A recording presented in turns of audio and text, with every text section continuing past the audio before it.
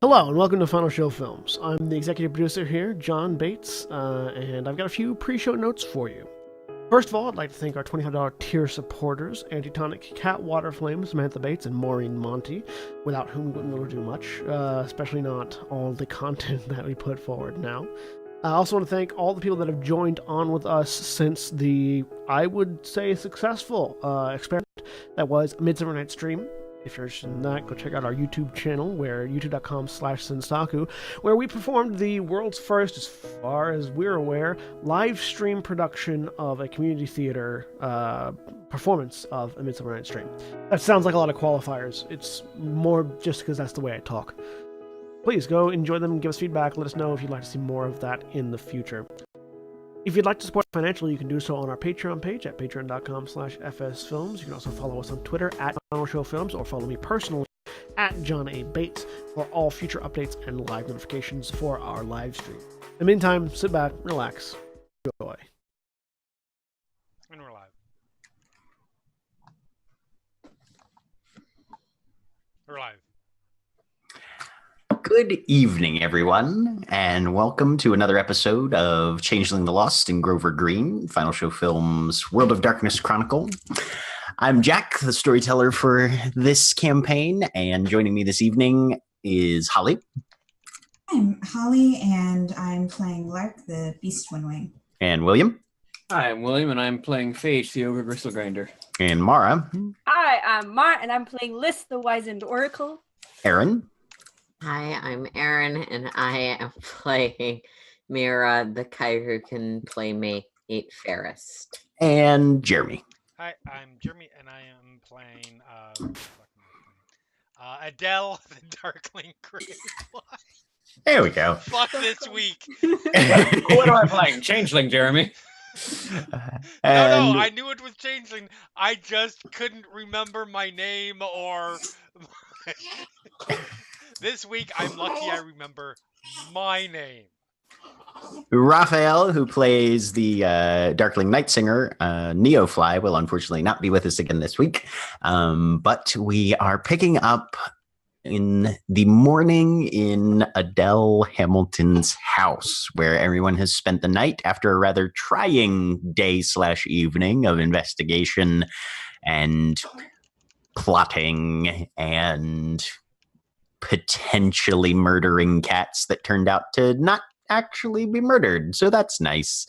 You know, the normal. It's Baltimore. It's probably a Wednesday. So the evening passed without too much fanfare after the whole cat thing was resolved, and it turned out that Casper was no longer having his eyesight parasitized by a potentially hedge-crafted portrait of one of the Motley's parents. I'm so happy that the name is now canon. I named your cat Liz. Yeah, she wasn't gonna name it. Everybody gets a point of willpower for a full night's rest. Including those of us that were elsewhere. Yeah. Including those of you that were elsewhere, yep. Mm-hmm. And we draw our curtain as, Liz, you left your laptop out when you went to sleep. And you awaken to hear it apparently playing something of its own accord.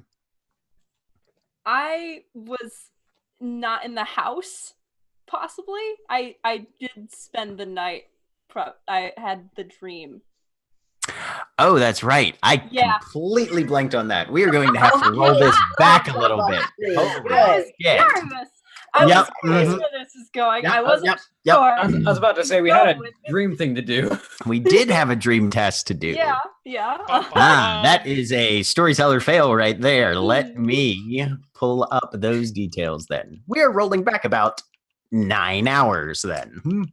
Audience, you saw nothing.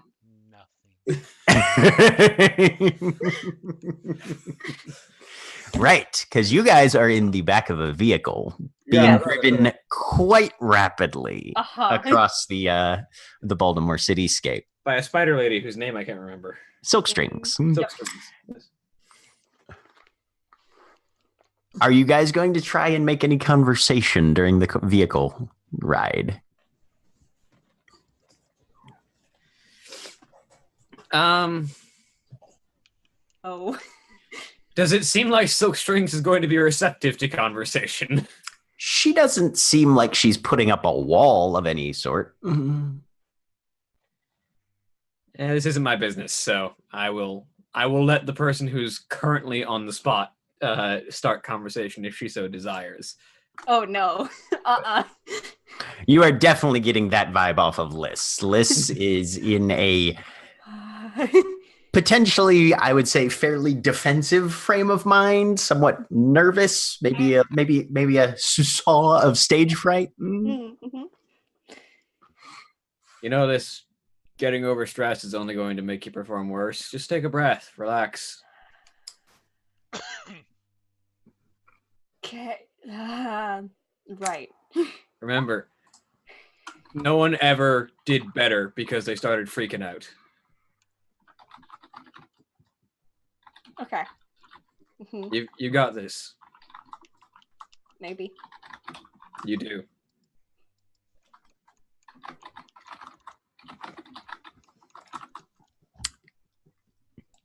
And Silk Strings kind of looks over her shoulder, gives you a little half smile that has way too many pointy teeth in it. Mm-hmm.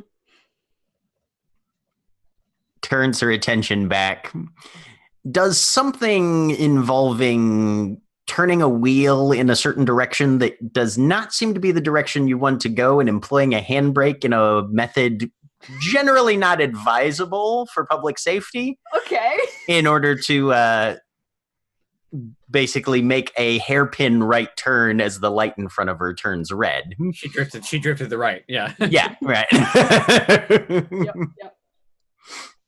Oh, okay. Which is doing wonders for your nerves, let me tell you, Liz. No.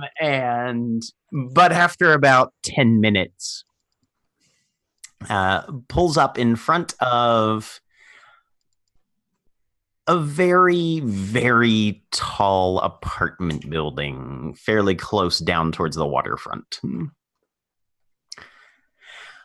Well, let's be going inside then, I guess. Okay.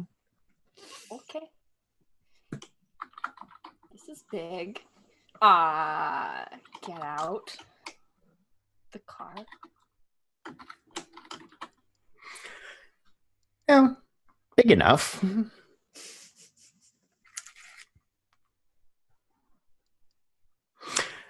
Should go up to the front door. There's a doorman. He gives her a nod, kind of glances at the rest of you, but definitely is well trained and professional enough to not make any comments or anything. Opens the door, gestures for you all to enter.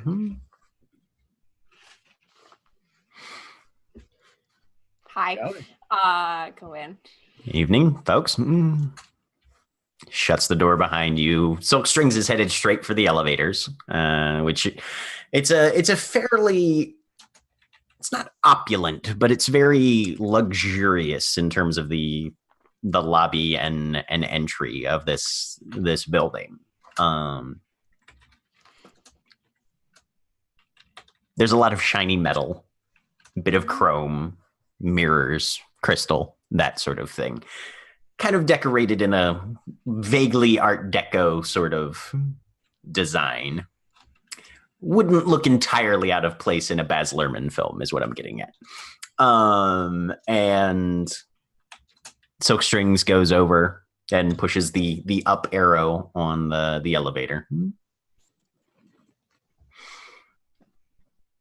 As you guys step inside, the doors close, and she pushes the 17th floor button, and the elevator begins to ascend. Out of how many? 27. Okay. Is there a 13th floor? Give me a wits and composure. Because that's actually a thing. Like, a lot of buildings don't put in a 13th floor if they have that many floors, just because of people's complaints about it. Mm-hmm. 5 successes. Nice. I rolled 4 dice. You're right. There you go. You glance down. Yeah, the number jumps from 12 to 14. It's just getting your successes out of the way for when. Yeah, I know, right? When I need For I things that actually you need don't it. really need. Exactly. Wow. And the elevator ascends and ascends. There's a very sort of stereotypical muzak track playing softly over the speakers. And Are you in Sunset? Does she have a motley? We're just Doesn't- staring at. doesn't everybody? Yeah. Yeah. Yeah. Huh. I didn't know she had one. Uh-huh. There's a few of us.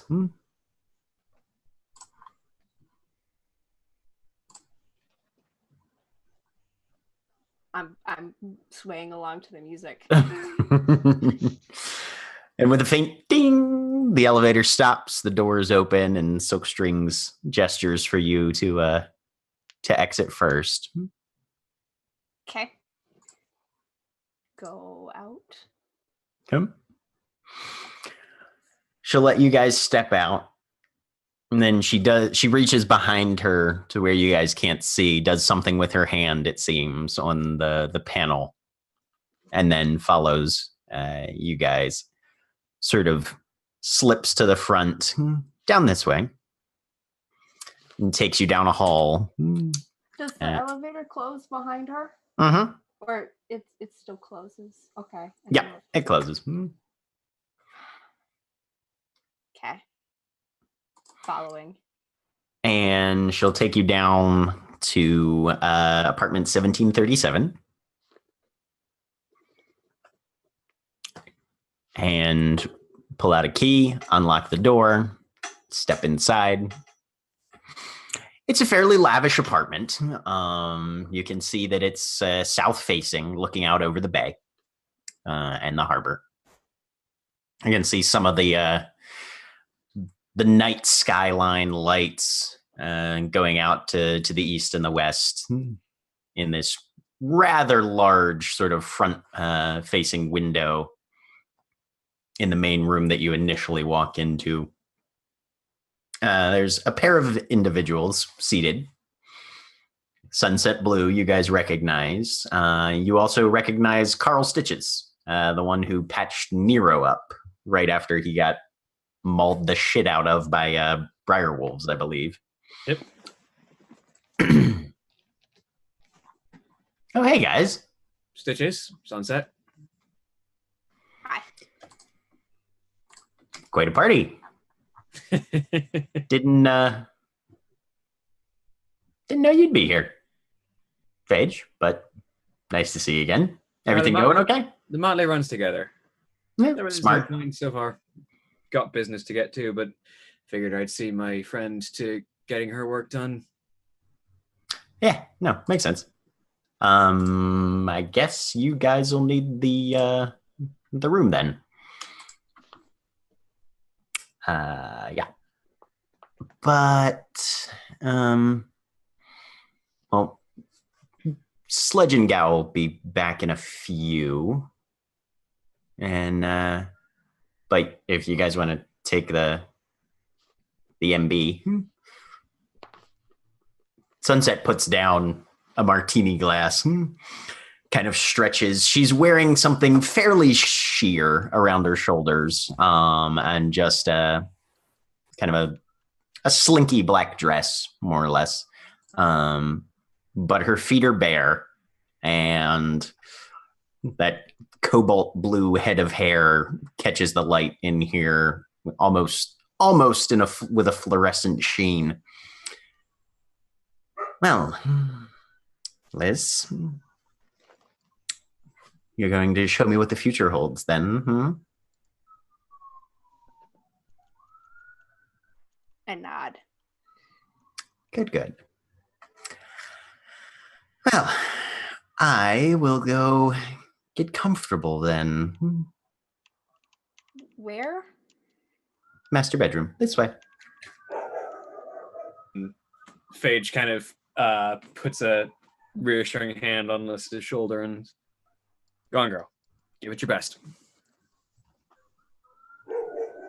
Okay. You got it. Yeah.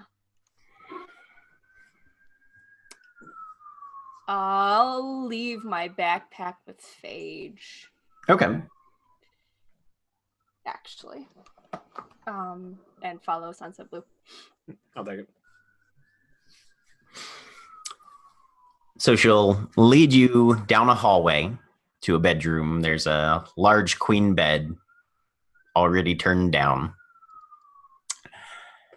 And she'll step into a wardrobe-sized closet. Come out just wearing a silk robe. So, what level of dress are you comfortable with? T-shirt. All right. Bathroom's in there if you need to change or anything, or you can just throw your things on the chair. She'll probably go into the bathroom, actually. Okay. Yeah, like slip off shoes, stuff. Just T-shirt and underwear. Okay. When you come back, Sunset is laying on the bed, hands folded over her waist, eyes closed, head on the pillow. She's laying the blankets are turned down, but she's laying on top of them. She hasn't pulled them up over herself. Okay. I am going to just curl up and blanket kind of like around neck. Okay. Up to your chin, right? Turtle. I'm gonna turtle.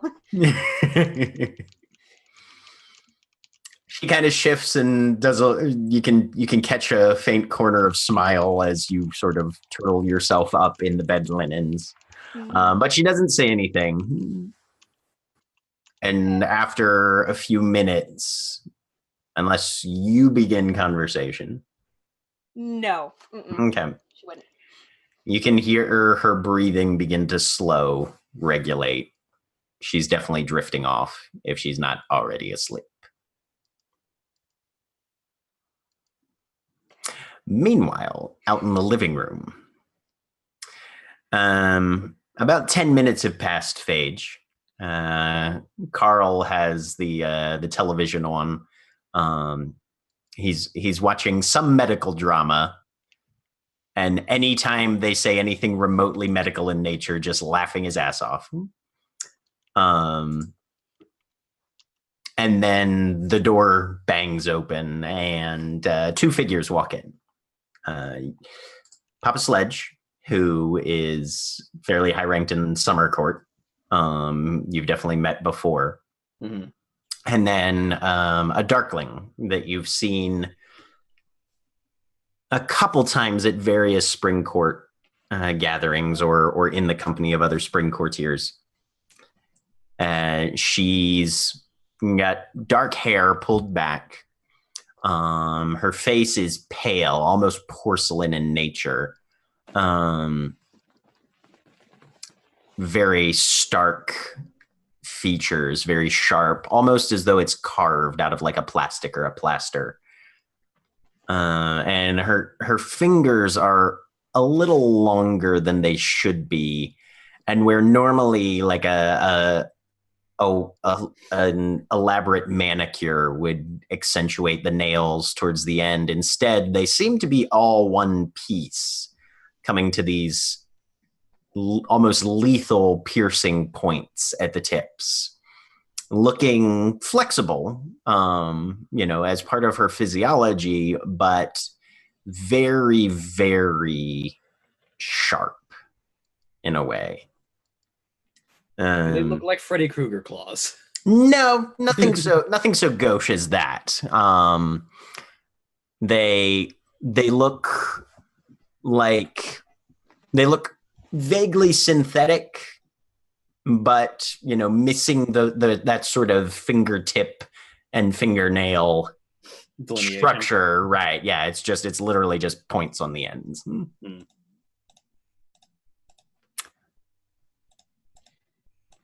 Sledge, didn't think I'd see you around here. Yeah. For a spring courtier, you don't seem to know who belongs with who then, huh? There's no Well- rancor in his voice. He's just kind of...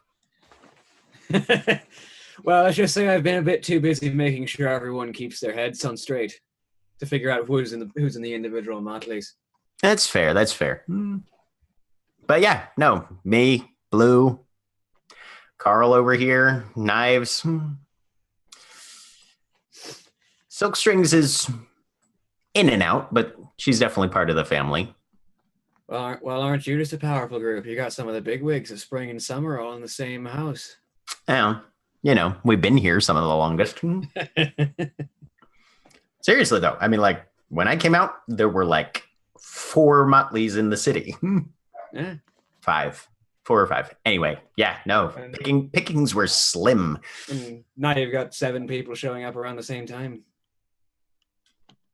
In regular schedules, it almost seems like. Kind of makes you wonder what's going on, doesn't it?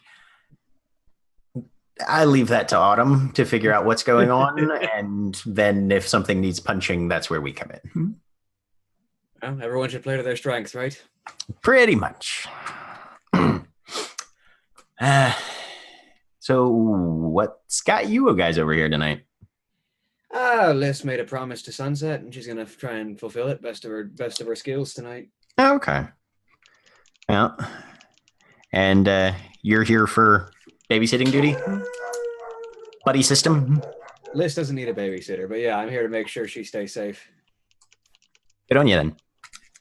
Gotta keep defenses up, given what's been happening around here. Also, got to make sure everyone stays in high spirits. Things get a little bit dour at times. Yeah, that's what we have Sunset and Carl for. Carl seems to be having the time of his life dissecting people's attempts at medical knowledge, I think. Well, he's a little bit of a snob when it comes to entertainment. Knives sticks her head in from the kitchen. What am I? Garbage on the street?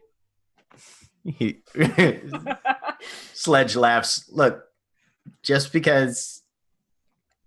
No, you cheer people up in your own way, but it's a little less overt than... I mean, yeah. But yeah, you're pretty aware, Phage, that both Carl, Sunset, and Knives Gow here are all 3 spring courtiers. Yeah. Silk Strings comes in from the kitchen as well with a couple drinks on like a little tray. All right. Of the 7 of Soft, us, hard, or harder, Phage? Is there harder than harder? That would be the hard and the harder together. Can you double fist? Of course you can. What am I asking? And she just holds it out. Yeah, there's a martini glass and there's a beer. I down both of them. So, Liz. Yes. As you are beginning to try and sculpt this dream, what is your general plan? So first plan is just to see what she's kind of already starting to dream. Liz is hopeful, and so she's gonna see if there is a prophecy here, just because that might happen. Okay. Liz lives in hope, so that'd be the first thing, is to see kind of what the dream is already, and then go from there, and then see what she can fabricate up. Okay. So then, let me see here. We are going to have you make a meditation roll. Okay. For starters, then, just to see how long it takes you to get into Sunset's dream.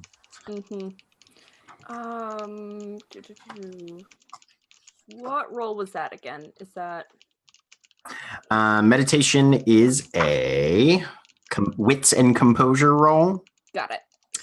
Given that she's already asleep and you're in physical proximity, you'll get a +3 to this pool. Okay, sweet.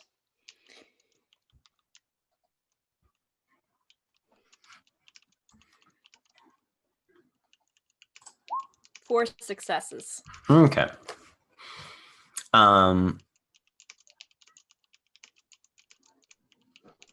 Oh, and you can add your weird to that. Oh, okay. So I roll will- an extra number of dice equal to your weird. Yeah. I will just re-roll the whole thing then. Sure. Okay, so that's +5. Yep. Hey, still 4 successes. Still 4 successes. Okay.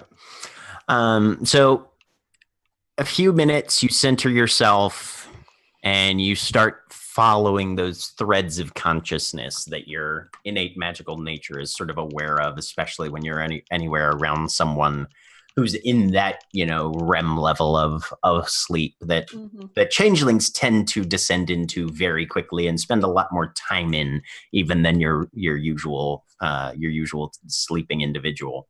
Yep. You're starting to get a pretty good grasp on it. About 10 minutes have passed. Go ahead and roll that one more time. Okay. Still with the plus. Still with the +5. Yep. Okay. 3 successes. Okay. You follow these threads of energy, visualizing how they connect both to the web of Sunset's own psyche and the larger interconnected world and dimension of dreaming that follows, in general, parallel the motion of the sun's path and the terminator across the surface of the planet.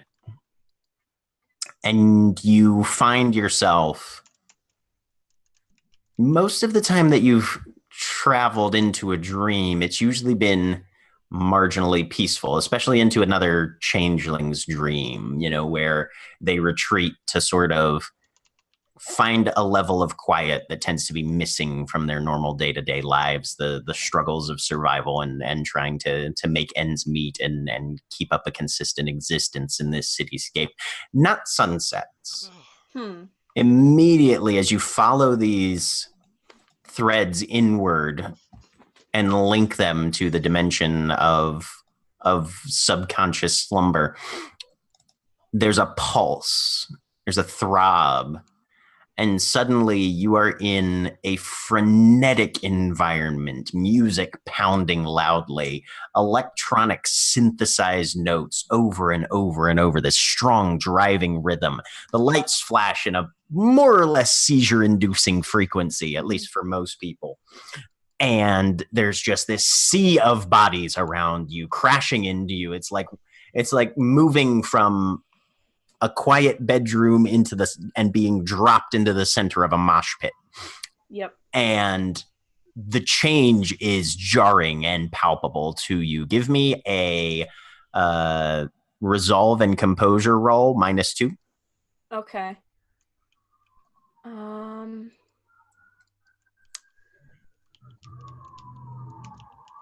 Can I spend a willpower on this? Okay, I will do that so it's +1. I don't want to get pushed out of this. 5 successes. Okay. You weather the shift very, very well, though. Your hand sort of reflexively darts out for balance a little bit, and you grab onto somebody's wrist.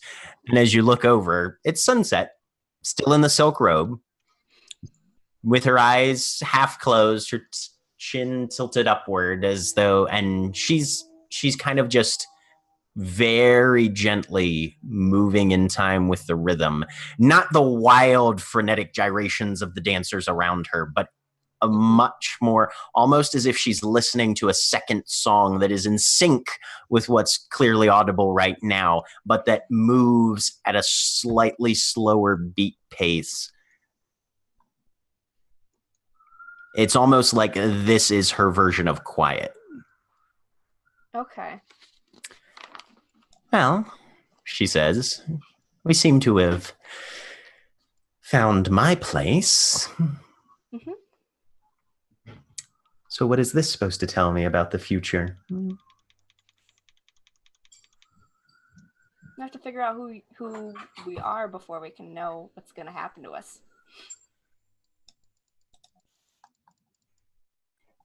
All right. Lead the way. Where do you want to go? Wherever there the threads any- of prophecy take you, my dear. Okay. So I'm looking around. There's where are we in the dance floor? Like, so Liz would be trying to orient to something familiar, which is probably the club. And if there is a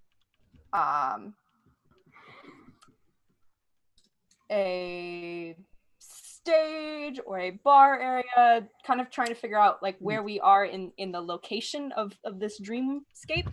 Give me a wits and composure then. Okay. And she's also probably taking a look around because she is aware that if you mess with a prophetic dream, if you like change anything about it, it ceases to be so. And so she's probably like, before doing anything, that's kind of her goal, is to see if this is a real one first. Okay. So before she accidentally changes something. So what was the one to find places? That was if you're looking to orient yourself in the dreamscape, that's wits and composure. okay. Yep. I'll do that one first. It unclicked that. Come on. 2 successes. Okay. As you look around, you notice a couple things. One, this dream is not staged in any location that you're familiar with. Okay. Yep. 2, you can't figure out where the music's coming from because there does not seem to be a stage or any sort of PA amp audio system. It's literally a space with a crowd that might spread for miles. Okay. In terms of dreamscapes, it's almost overly simplified. Yeah.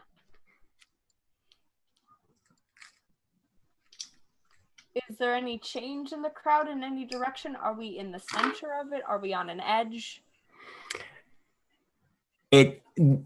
As you're looking at it with more than one success, that's kind of like asking, is the world in the center of the universe? Okay, we're just there. All right. Cool. Yeah, it's like, well, we don't know how far it goes, so center is kind of meaningless at this point. All right. So yeah, before she moves anywhere, Liz would probably be trying to see if it's if she can tell if this is a prophecy of some sort. Oh, okay. Give me wits, occult, weird, +1. Okay. Can I use my dream specialty for this? If it's an occult roll, yes. Mm-hmm. Yes. All right. Yep. Definitely. So +2, +3, +1 for the specialty, so 4.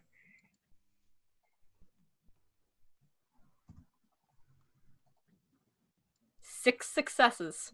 This is definitively not a prophetic dream. Okay. Yep. Now the fun part begins. All right. Finding one or making one. Uh-huh. Well, you can't make them. Nope, you can't Sorry, make it. finding one or faking one. Yeah. This is where we find out stuff. All right.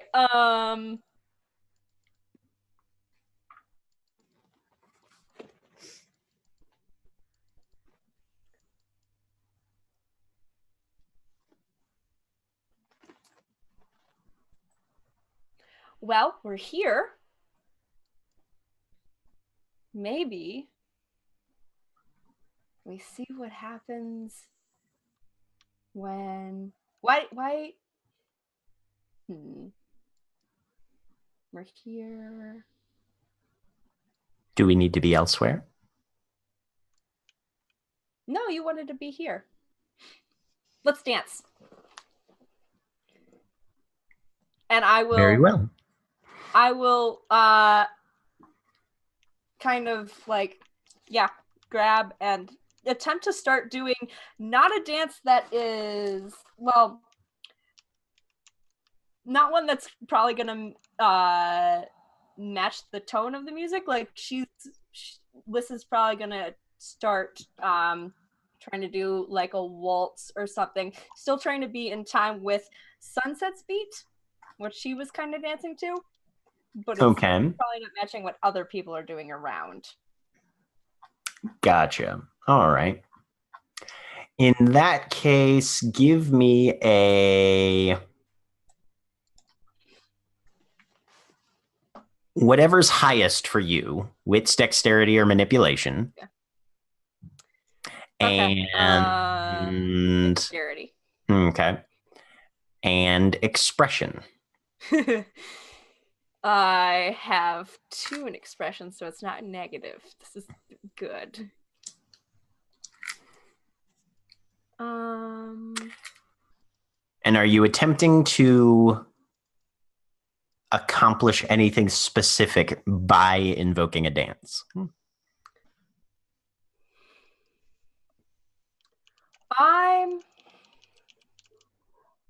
So this is Sunset's happy place. This is not Liz's happy place. Right. She's trying to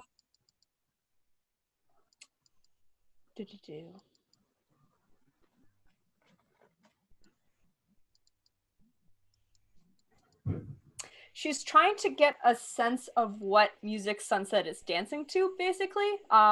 Trying to kind of figure out, because Liz wasn't going to talk to her about anything. She wasn't going to try and gauge her mood by like talking to her in reality. This is Liz's attempt to figure out kind of like how Sunset is feeling about how this is going so far. Okay. This is your way of reading your subject. Yes. Okay. All right. Yep. Go ahead and give me that dexterity expression roll then. Okay. You can add your weird to this as well. Okay. That's okay. I won't spend willpower yet. Save it. 1 success. Okay. It takes you a while to find the rhythm because the music that's playing loudly in your ears currently isn't quite what you're trying to match toward, but that's what your body, or your consciousness in this case, is having as its strongest input. But after a moment, you start to find this underlying rhythm where she's just like half a beat off on a cyclical basis, more or less. Okay. And you start to feel and notice that there's a vibration in the floor, honestly, that is more in keeping with Sunset's rhythm than the audible that's playing right now. There's some level of vibration to whatever surface you guys are dancing on. Oh. Can you feel that? I'm gonna look down at our feet, which I assume are both still bare. Mm-hmm. Can you feel that? Of course. My dream. Yeah. Want to see where it's coming from? All right. And I will attempt to head in a random direction and find a stair down. Okay. Give me a... What are we going to do here? Are you going to be using a contract for this to forcibly alter the dream? Yes. I will use. Let me find that one sec. Contracts.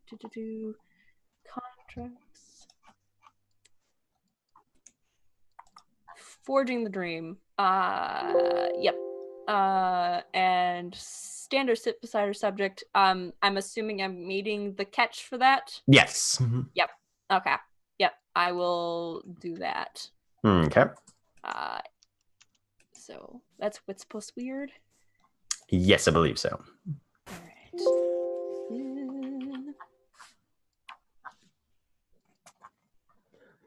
Let's spend all the willpower. Another one.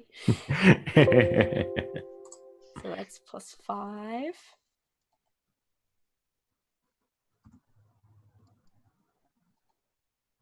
Four successes. Okay. So you take Sunset's hand and you move, and after about 12 steps, suddenly you come into an area where there's a gap in the crowd, which is pretty much shoulder to shoulder everywhere you are. Moving through it has taken a level of finesse and effort. But here there's a gap, which makes sense given that in front of you is a spiral staircase leading below the floor. And from down there, you can hear this other rhythm. Mm-hmm. It's kind of it's a metallic clanking almost that sounds like it, like someone is beating out this alternate pattern on a very, very heavy steel drum.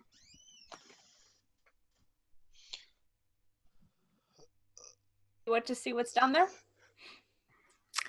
Lead the way. Okay. I will head down. There's 2, 3, 4 turns of this spiral staircase before you come to the door at the bottom, which yields very easily to your outstretched hand, and you step into an immense mechanical gear combination, each gear being at least 5 to 7 feet tall, the teeth on them thick, pocked with heat marks and cracks and various levels of wear.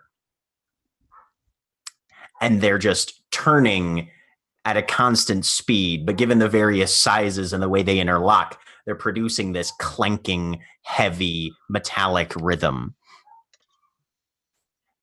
The teeth of the gears mesh together with incredible force, and they're not turning smoothly. They're meshing and then pausing and then meshing and then pausing, and it's those impacts of tooth on tooth that's causing whatever this rhythm is to produce. And as they slam together, there's a shower of sparks as gears begin to intersect and then release, and intersect and then release. You definitely wouldn't want to get your hand stuck in one of those. No. Let's get closer. Okay. Are you looking for anything in particular? So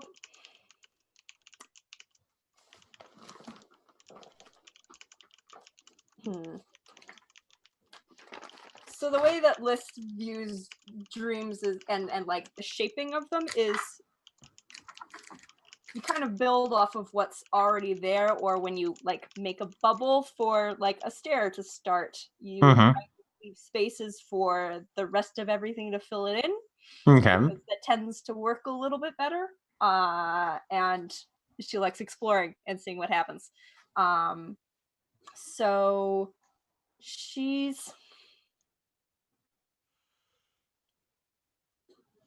these gears are worn, and this seems very different from what's happening upstairs, where everything is moving in motion, but there's also the underlying sound. This is everything. The friction between things is what's causing it to make this effect, which is interesting. So Liz is trying to look at the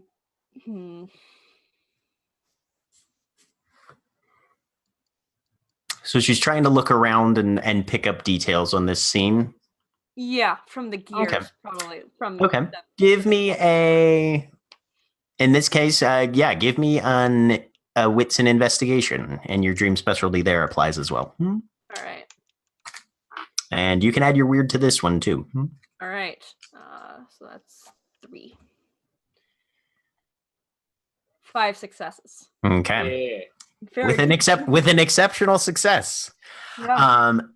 You're looking, and the walkways and places where you guys could conceivably maneuver here are cramped and low, and they twist in almost a maze-like fashion around these massive gear mechanics. And you follow as 2 teeth slam together while another 2 teeth on the same pairing scrape apart, sending this shower of sparks across the ground. And you notice that it forms, for the briefest moment, an image of a populated street.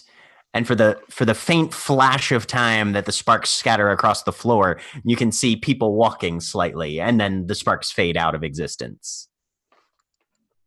So you look again, and another, as the gears slam together and scrape apart, another shower of sparks, this time showing a number of people apparently riding in an airplane.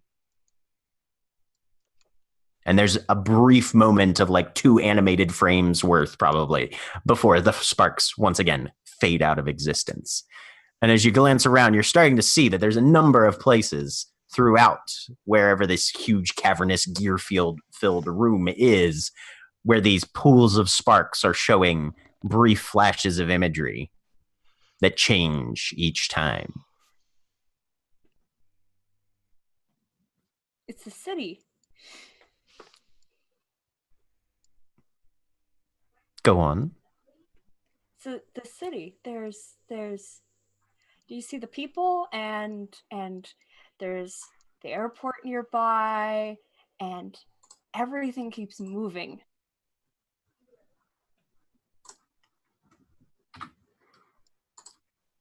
And as you've pointed it out, she watches your finger as you indicate location after location. So these are all other people's dreams? Maybe. Or it's the city. It's all, yeah, there's. I went walking in the garden once, and there are a whole bunch of bubbles with everyone's dreams. Maybe it's dreams, or maybe it's just people's lives. I don't know. Well, I'll You're follow hearing you it. then. And you were dancing to it. Interesting, but hardly prophetic.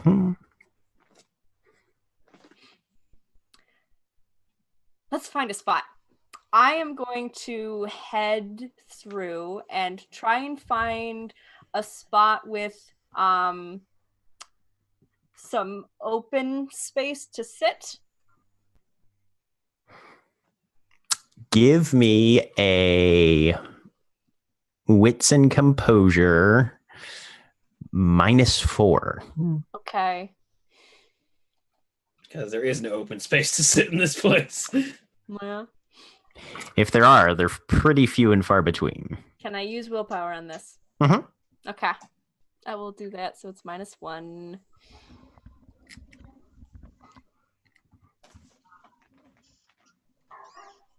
Three successes. Okay.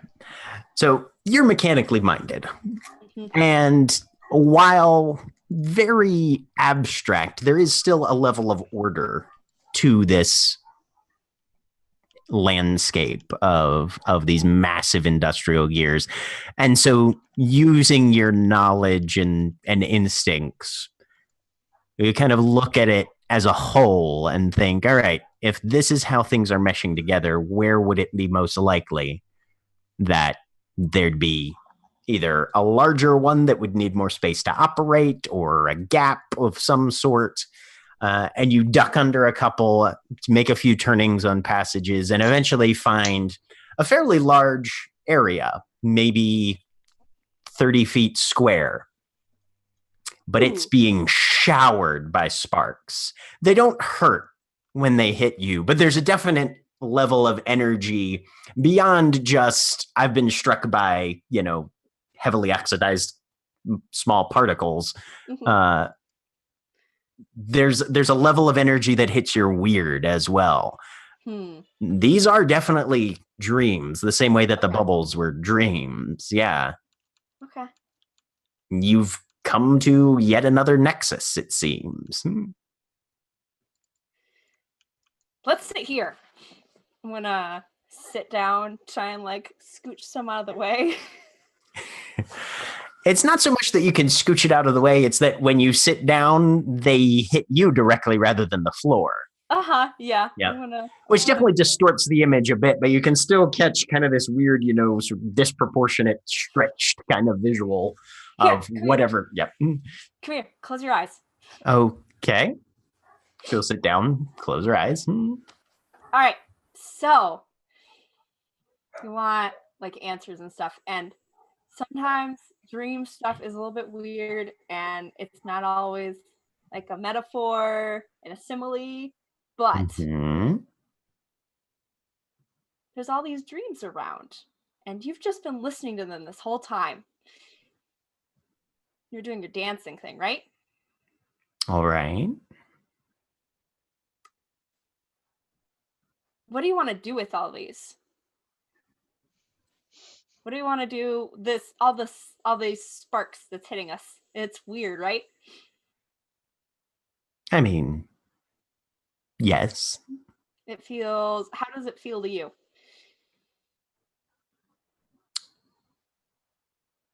Warm, electric, somewhat jagged. Do you like the jaggedness, or what do you want to? Because you can It's like holding a 9-volt battery to your entire body. Yeah. Do you like that? It's interesting in brief periods, but if exposed to it for a long time, I don't know how the duration might change the sensation.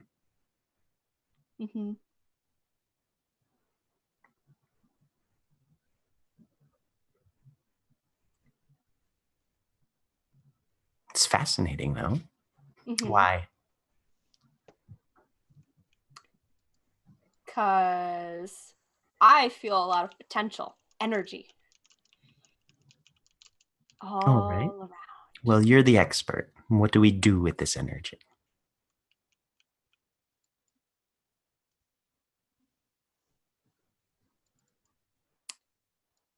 We can try and shift it. Make it do something we want it to. All right. Influence things.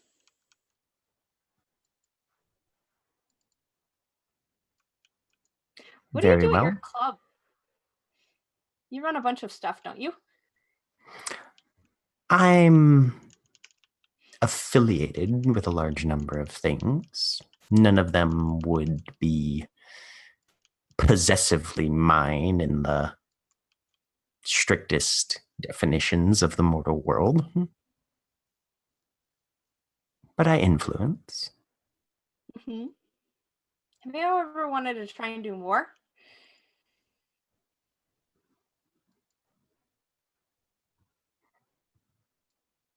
And her eyes blink open and look dead into yours. No.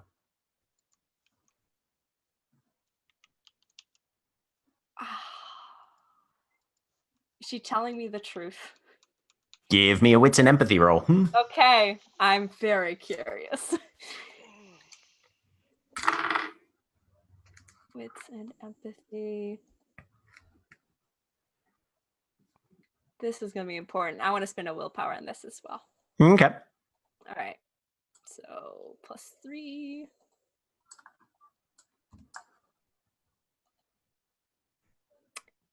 Two successes. She does appear to be telling the truth. Okay.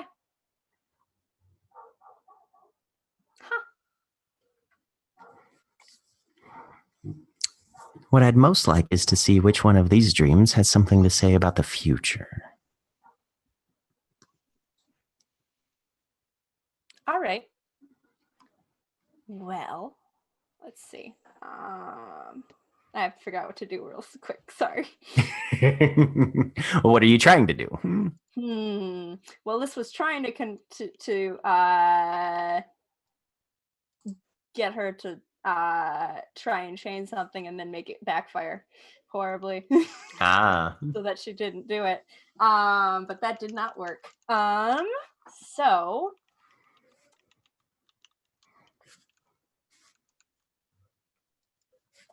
all right. Liz will just reach out and grab the nearest one. Probably heedless of getting her fingers caught in things. She's going to, like at the garden, basically instead of looking at all the dreams to find a particular one, she's just going to grab hold of one and pull it close between them, because Liz is trying to grab, if we're at a nexus point the same way I was before, Liz is trying to find someone else's dream in this city. At this point, she probably doesn't care if it's prophetic or not. She's going to find one and make something out of it, because that seems to be what Sunset is expecting. Give me a resolve, manipulation, and weird roll, then. Okay. Find a prophetic dream and mess it up by changing it. Yeah. Resolve, manipulation,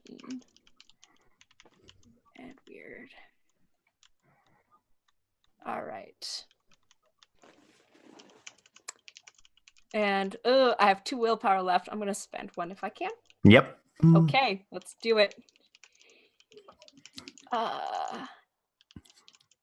that's +5.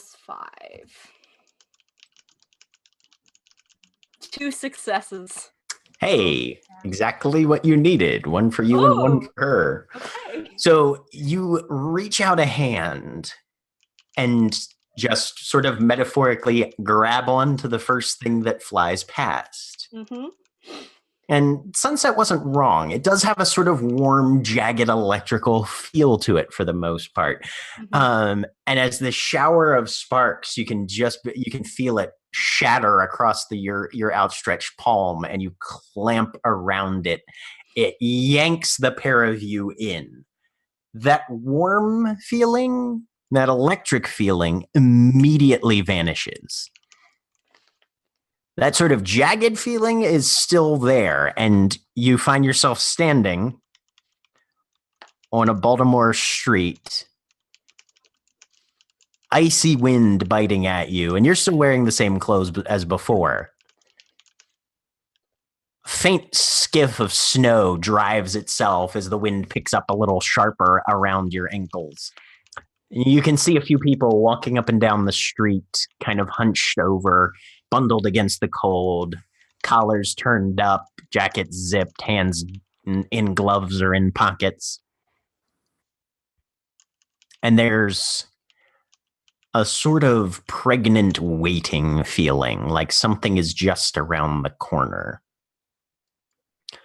And then a little ways down the street, and its visibility isn't great because the wind keeps kicking up this, faint dusting. It's not a deep snow. There's less than 3 inches on the ground, but it keeps getting kicked up by this wind that bites against your cheeks and chills you to your bones. You hear a scream about halfway down the block, though.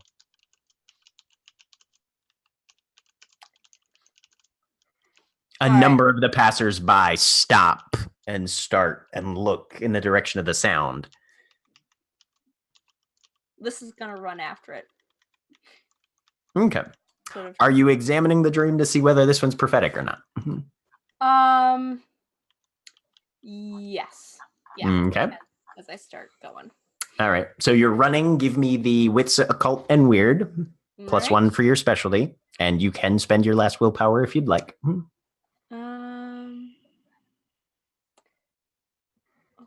and weird.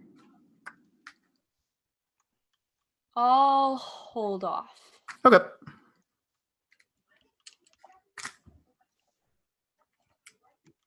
1 success. It is. Oh. Okay. Yeah, I'm just running then. I'm assuming running through. I'm not trying to touch anything. So I'm assuming that will not alter the prophecy part. Yeah, if you don't alter anything, you won't affect that. Let's follow. Okay. You come down and you see this individual kind of seated, having fallen against a building, and they're holding up their hand, but there's a torrent of blood streaming down to where 3 of their fingers are currently missing. They were wearing a glove, and you can see ragged bits of material around the stumps of the last 3 fingers on their left hand. And they're just howling in pain, and a number of other onlookers are coming up and looking like they're going to be trying to give aid to this woman who's just apparently had something maul her hand. There's drops of blood on the snow. Footprints are starting to track over it a bit. She's just sitting there whimpering in pain on the corner of the sidewalk in this alley that's running perpendicular to the street. All right, Liz will alter the dream at this point. She wants to stop time so that for everyone except for me, Sunset Blue, and the woman, so that I can talk to her.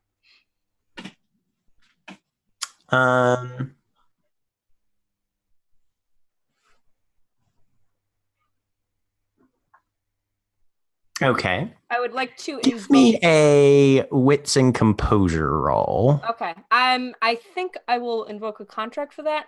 For would that be forging the dream? I think. Do I have a glamour to spend? Forging the dream can change the setting or the aspects. Changing the flow of time is much different. Okay. All right. Okay. What was the roll again then? Wits and composure. Okay.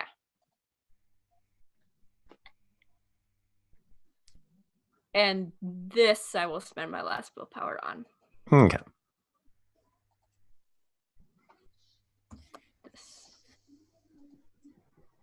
5 successes. Okay. Even for Liz in her current state of mind, she knows that finding a prophetic dream is very rare. Is very rare. Changing it will cease its will completely annihilate its prophetic nature. Mm-hmm. And so basically stopping time to speak to this woman will, if she's attempting to learn more, is going to be counterproductive. Okay. Because it's no longer a prophetic dream at that point. So whatever is said is no longer relevant because it's not a prophetic dream anymore. Okay. Sorry. Yeah. I was thinking that the no. already, like, we jumped in the middle of something. The way prophetic dreams work are as soon as you make any alteration whatsoever, you completely annihilate what has happened, what is happening, and what will happen in this dream. Yeah. Mm-hmm. Never mind. I will. Yeah, no, the only way to glean anything from a prophetic dream is to just let it happen. Okay. I will peel against the wall then and say, watch to Sunset. Watch. She glances around. The woman is just kind of clutching her hand against her. They ran off down the alley. They cut off my fingers and they ran off down the alley.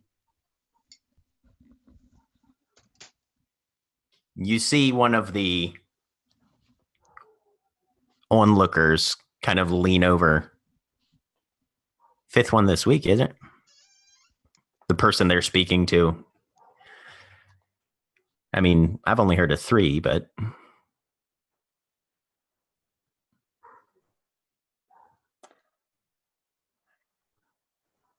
So Liz would be looking around to see if she recognizes where this is. If Give me a wits and streetwise. okay. Let's do that. I have a dot in that, so that's better. 2 successes. Okay. You are able to pick up an intersection Mm-hmm. fairly close by. It says Collington and Chase. Okay. And I'm just watching.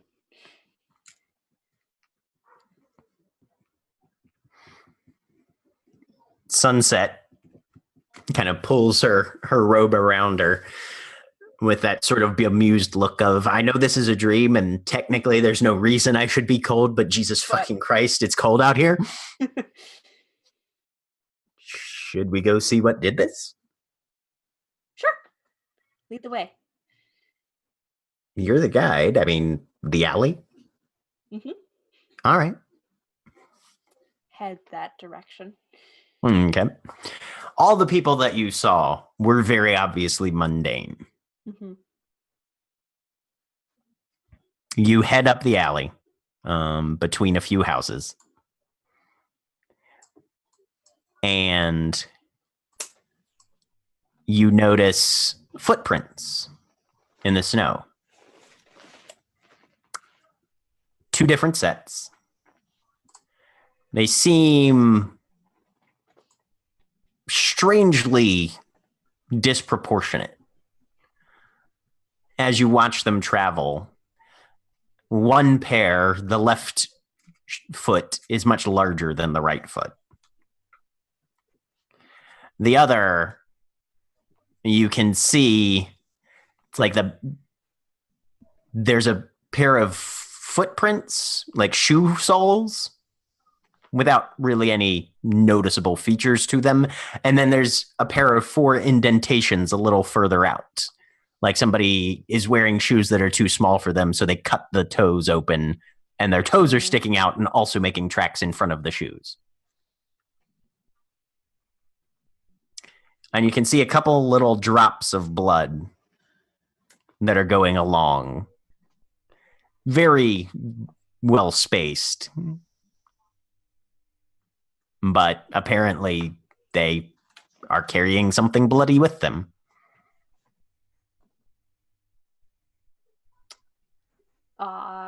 Let's follow that. Are you moving stealthily or swiftly?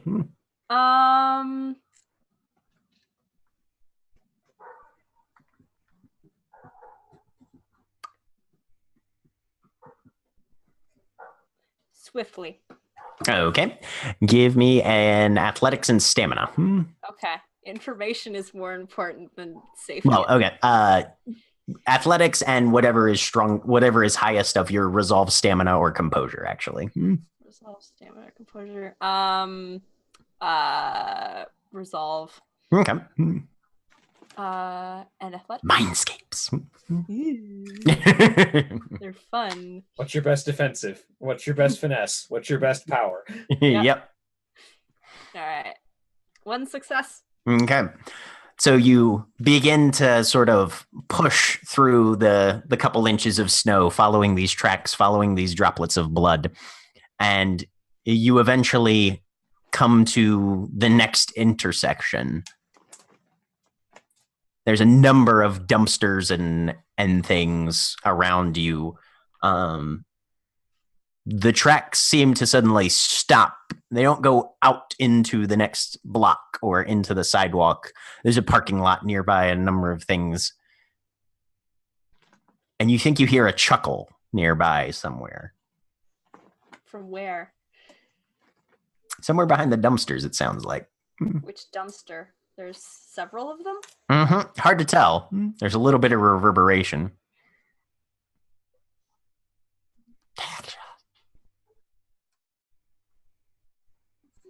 This is really good. Phone goes off. Liz is going to start checking the dumpsters and seeing if the echoes move at all. Or the sound. Okay.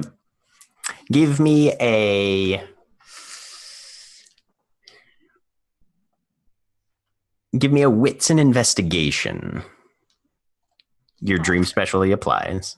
All right. You're just trying to look for the source of the... Mm-hmm. Yep.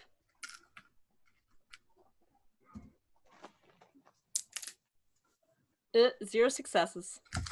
Oh, that's terrible. Those are terrible rolls. You Look push over. around, open a lid here or a lid there. Don't see anything in particular. And then you hear a bang as one of the lids further down and away from you flies open. Two shapes leap out, and there's a faint flash, and then silence. Sunset, who is standing back, has a very perplexed look on her face.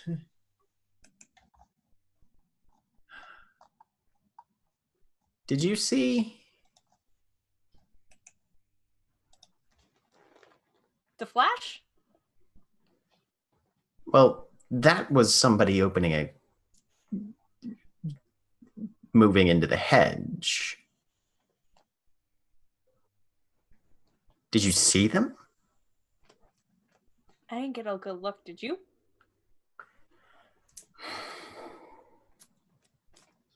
Hobgoblins don't run around on the material side in daylight.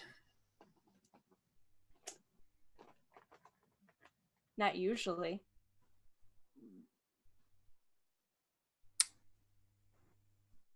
But can they?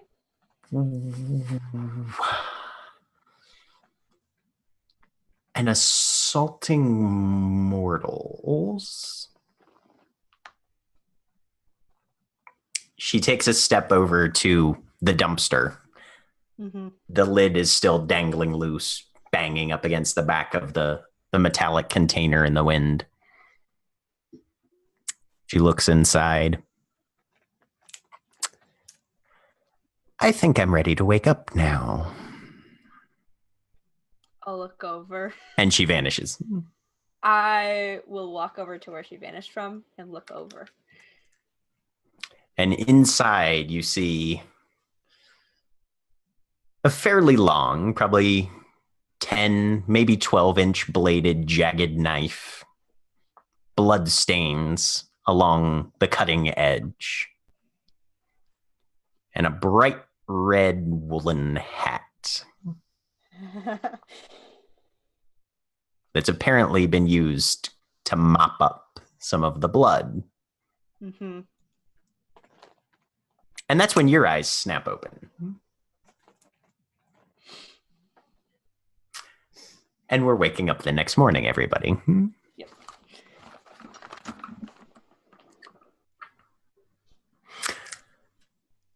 Sunset sort of just shifts in the bed and looks over at you, Liz.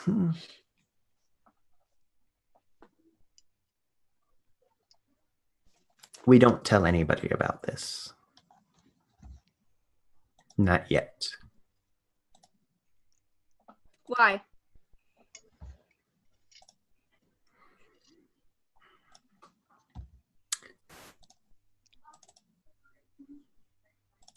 It's not winter yet.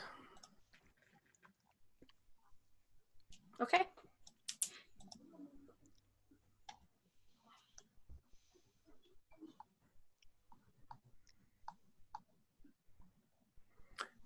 She gives you a look. Do you intend to tell anybody about this, Liz? Yes. By the way, She's the probably pop intending to culture, tell her Motley. the pop culture part of my brain, which for me is about this 96% of it, is really disappointed you didn't counter with, but winter is coming.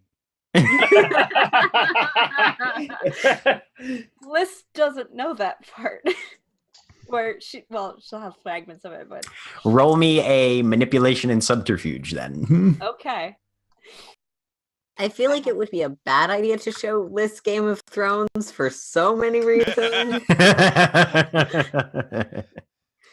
All right. What was it? Manipulation. Manipulation and subterfuge. It doesn't want to unclick. There we go. Okay. Here we go. Let's see how that rolls. 1 success. Good try. And this was never seen again. That's why we put Phage downstairs. Not wrong. I'll have a pledge from you on that then.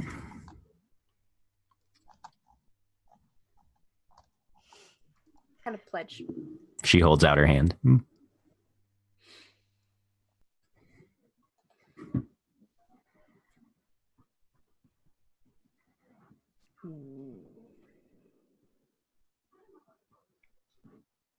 I will put out my hand. By the memory of this event and my standing with my court, I will keep this secret for 1 moon. For 1 moon. You will have to spend either a glamour or a willpower. I don't have any willpower, so there goes my 1 point of glamour. Okay. Didn't you just wake up and thus have an extra? Yes, you did just wake up, so you do have a willpower. I will spend that instead. Okay. Keeping the glamour. It takes a lot of effort to get that. Thank you for the reminder. Okay. So this is basically a very basic pledge where if you tell anybody about the events in this dream within the next 31 days, you will definitely lose the memory of it, and everybody in your court will know that you're a pledge breaker. Yep. Okay. Yep. It's how that balances out mechanically. Sunset is just so much more practical than we are. I can't force you to do anything, but if you don't, it will hurt. She, of course, is, however, under the same strictures. So, and, you know, it's mid-November in Baltimore. It's probably a good month or so before you're going to see much in the way of snow. Probably. Such a poor idea. All right. All right. But we are all waking up the next morning. Phage, the festivities there involved a little bit of drinking, a fair bit of television, Knives showing you how knife throwing works in an apartment. Is that to say poorly or? There's a board for it. As the drinking continues, there are a couple misses, so there's going to need to be some level of drywall work, but you know. Yeah. Before everybody finds either a bed, a couch, part of a floor, there's a couple extra bedrooms. You get the idea that this is where most people crash in this motley. And depending on what your preferences are, you just find space. The only thing that strikes you as a little weird, go ahead and give me a wits, either a wits and empathy or a wits and socialize. Empathy. Okay. Mm-hmm. Wow. No successes.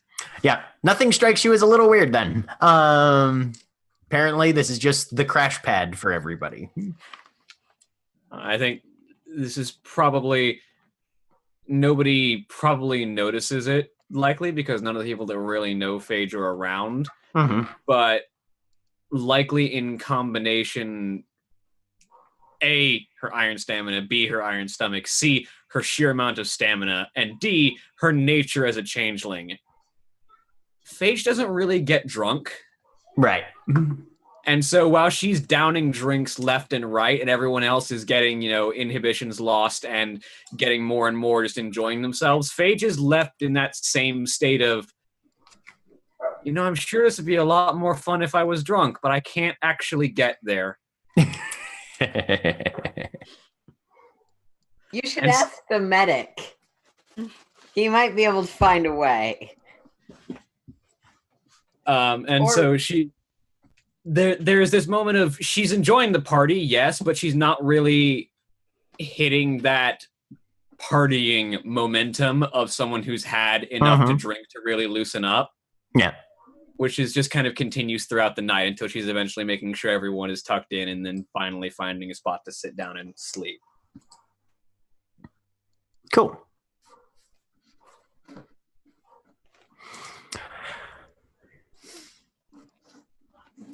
As you guys wake up this morning, Liz, you come to consciousness, having made your pledge.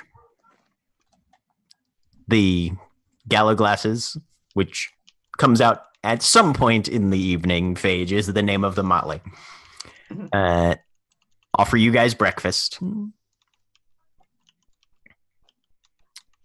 Sure. Sunset comes out. Nobody asks her any questions. She makes her rounds of the room, starts brewing herself a cup of coffee,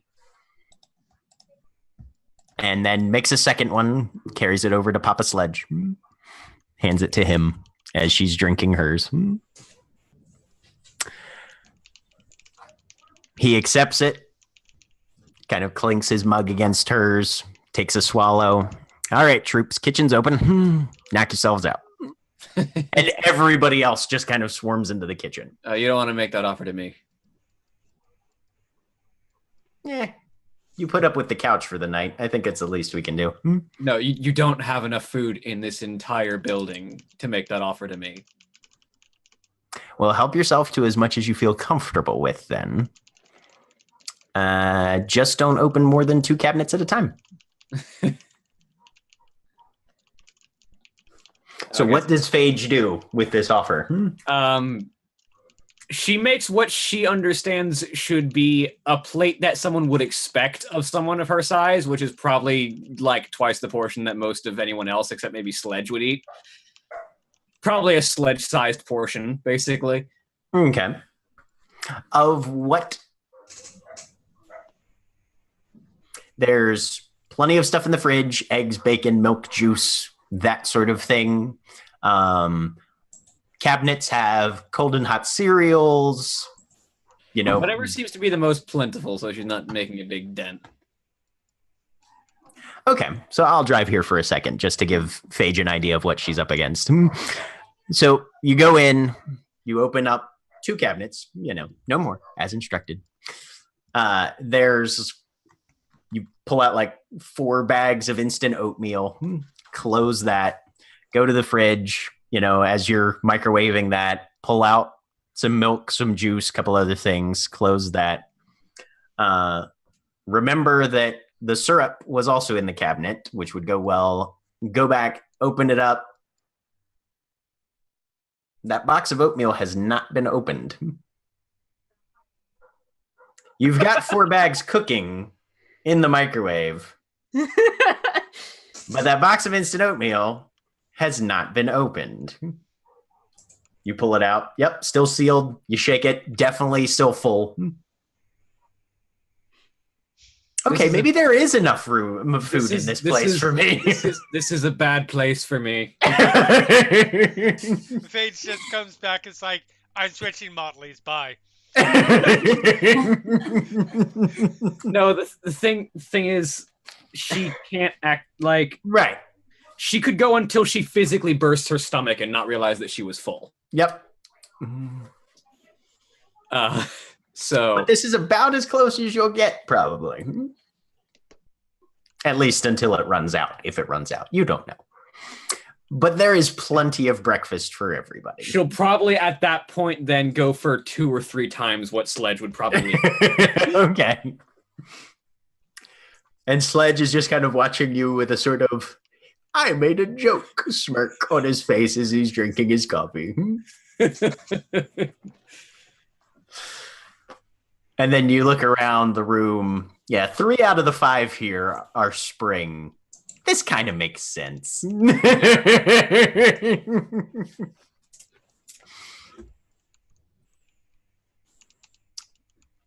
Meanwhile, Lark, Mira, Adele, as well as Neophi and Butterfly are waking up on the other side of town.